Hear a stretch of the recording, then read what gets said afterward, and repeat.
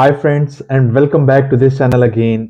आज की वीडियो में हम बात करेंगे क्या क्या डॉक्यूमेंट्स रिक्वायर्ड होते हैं परमानेंट रेजिडेंसी के लिए। मैं ऑलरेडी एक वीडियो बना चुका हूं जहां पे मैंने मेंशन किया है कि क्या क्या रिक्वायरमेंट्स हैं। वो रिक्वायरमेंट्स रिगार्डिंग सैलरी थी, सैलरी की क्या कंडीशंस होती हैं, आप एम्प्लॉयर चेंज कर सकते हैं नहीं कर सकते। आज की वीडियो में हम बात करेंगे कि परमानेंट रेजिडेंसी अप्लाई करने के लिए आपको क्या क्या डॉक्यूमेंट्स रिक्वायर्ड होते हैं। तो मेरे साथ रहिएगा वो दोस्त जो परमानेंट रेजिडेंसी अप्लाई करने वाले हैं, या वो दोस्त जिनके जहन में कुछ क्वेश्चंस हैं कि परमानेंट रेजिडेंसी हम किस तरह से अप्लाई कर सकते हैं और उनको क्या स्पेसिफिक डॉक्यूमेंट्स रिक्वायर्ड हैं परमानेंट रेजिडेंसी अप्लाई करने के लिए। तो उनके लिए ये वीडियो बहुत ज़रूरी है। मेरे साथ रहिएगा शुरू से लेकर आखिर तक, ताकि आपको तमाम डॉक्यूमेंट्स का मालूम हो जाए कि क्या क्या आपने डॉक्यूमेंट्स अटैच करने हैं while submitting your permanent residency application. सबसे पहले तो आपके पास एक वैलिड पासपोर्ट होना चाहिए और वैलिडिटी उसकी लॉन्गर होनी चाहिए। आई वुड रिकमेंड कि कम से कम 3 साल की वैलिडिटी होनी चाहिए। अगर 5 या 10 ईयर की होती है तो वो तो बहुत अच्छा है, लेकिन मिनिमम आपके पास आपके पासपोर्ट की वैलिडिटी 3 ईयर्स तक होनी चाहिए। सेकेंडली, आपके पास जॉब कॉन्ट्रैक्ट होना चाहिए और जॉब कॉन्ट्रैक्ट आपके पास एटलीस्ट 2 ईयर का होना चाहिए। कीप इन माइंड कि अगर at the time of decision आपका जॉब कॉन्ट्रैक्ट 1.5 ईयर का रह जाता है तो आपकी एप्लीकेशन डिक्लाइन हो जाएगी। ये जरूर अपने जहन में रखिएगा कि आपने जब भी अपना जॉब कॉन्ट्रैक्ट डालना है तो वो मोर देन 3 ईयर हो तो बेहतर है। आप जानते हैं कि माइग्रेशन वर्कर डिसीजन लेने में टाइम ले लेती है।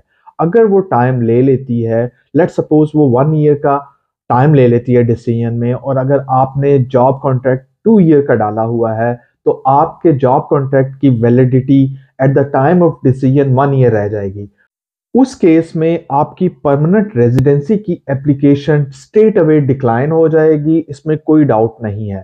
तो आपने ये ख्याल रखना है कि जब भी आपने परमानेंट रेजिडेंसी अप्लाई करनी है, आपके पास लॉन्गर पीरियड का जॉब कॉन्ट्रैक्ट होना चाहिए। आई वुड अगेन रिकमेंड कि अगर आपके पास मुस्तकिल जॉब है तो वो तो बहुत बेहतर है, और अगर आपके पास थोड़ा शॉर्ट टाइम के लिए है तो मिनिमम आपके पास 3 साल का जॉब कॉन्ट्रैक्ट होना चाहिए at the time of application, जब आप परमानेंट रेजिडेंसी अप्लाई कर रहे हों।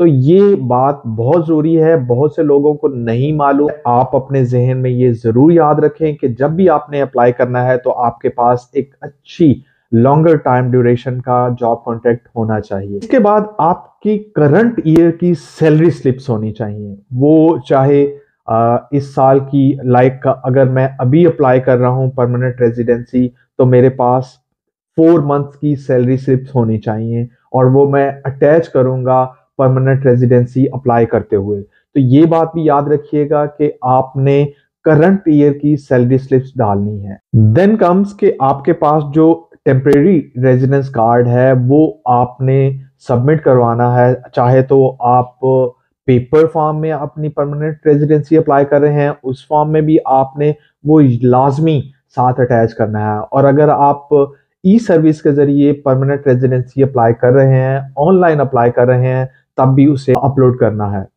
देन कम्स कि आपने जो टैक्स पे किया हुआ है स्काते वर्कर को वो अटैच करना है। वो भी अगर आप पेपर फॉर्म में अप्लाई कर रहे हैं तो आप स्काते वर्कर के ऑफिस में जाके वहां से लेके आ सकते हैं, खुद भी निकाल सकते हैं।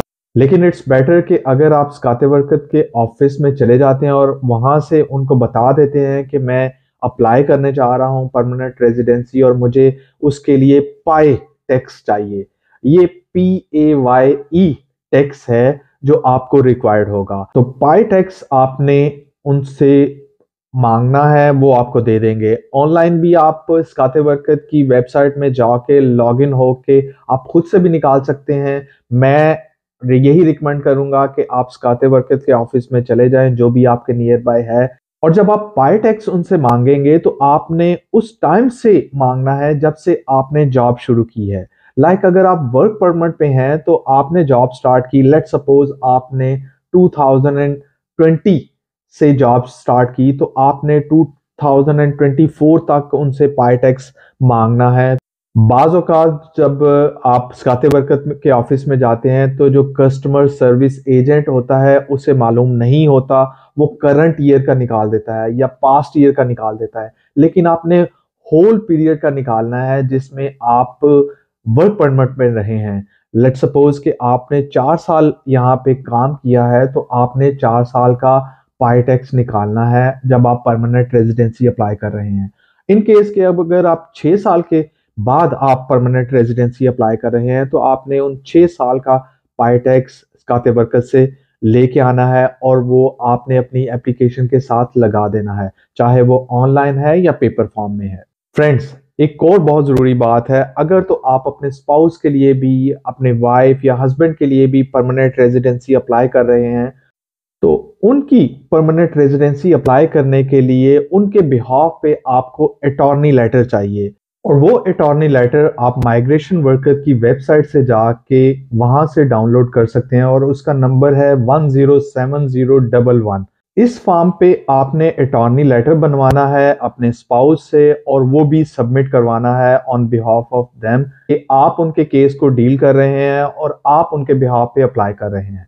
अब जब हम फैमिली की बात कर रहे हैं, तो फैमिली के लिए भी वही रूल्स इम्प्लीमेंट होंगे जो एक इंडिविजुअल के लिए हैं। पासपोर्ट उनके पास भी वही लॉन्गर टाइम ड्यूरेशन का होना चाहिए। उनके जो टेम्परेरी रेजिडेंस कार्ड हैं, उनकी स्कैन कॉपी भी अटैच होगी हर इंडिविजुअल के साथ। और ये ज़रूर याद रखिएगा कि जब भी आप ऑनलाइन अटैच कर रहे हैं डॉक्यूमेंट्स, तो उनकी तमाम जो डिटेल्स हैं वो प्रॉपरली विजिबल होनी चाहिए, ताकि केस ऑफिसर आपसे इसके बारे में ना पूछे। तो ये कुछ इंफॉर्मेशन थी जो रिसेंटली मुझे मालूम पड़ी कि किस तरह से आप परमानेंट रेजिडेंसी अप्लाई कर सकते हैं और क्या-क्या डॉक्यूमेंट्स रिक्वायर्ड होते हैं। तो इसलिए मैंने चाहा कि मैं अपने दोस्तों के साथ ये इंफॉर्मेशन शेयर कर दूं, ताकि जो लोग परमानेंट रेजिडेंसी स्वीडन में अप्लाई करना चाह रहे हैं, उनके लिए कोई प्रॉब्लम ना हो, उनको डॉक्यूमेंट्स देखने की ज़रूरत ना पड़े कि क्या-क्या डॉक्यूमेंट्स परमानेंट रेजिडेंसी अप्लाई करते हुए उन्हें रिक्वायर्ड होंगे। फ्रेंड्स, आज की वीडियो यहीं पे ख़त्म करते हैं। उम्मीद है ये वीडियो आपके लिए इन्फॉर्मेटिव साबित होगी और अगर आपको लगता है कि ये एक इन्फॉर्मेटिव वीडियो है, तो आप मेरे चैनल को ज़रूर सब्सक्राइब करें, लाइक करें, शेयर भी करें अपने दोस्तों के साथ। फिर मुलाकात होती है एक नई वीडियो के साथ और एक नए टॉपिक के साथ। तब तक के लिए खुदा हाफ़िज़।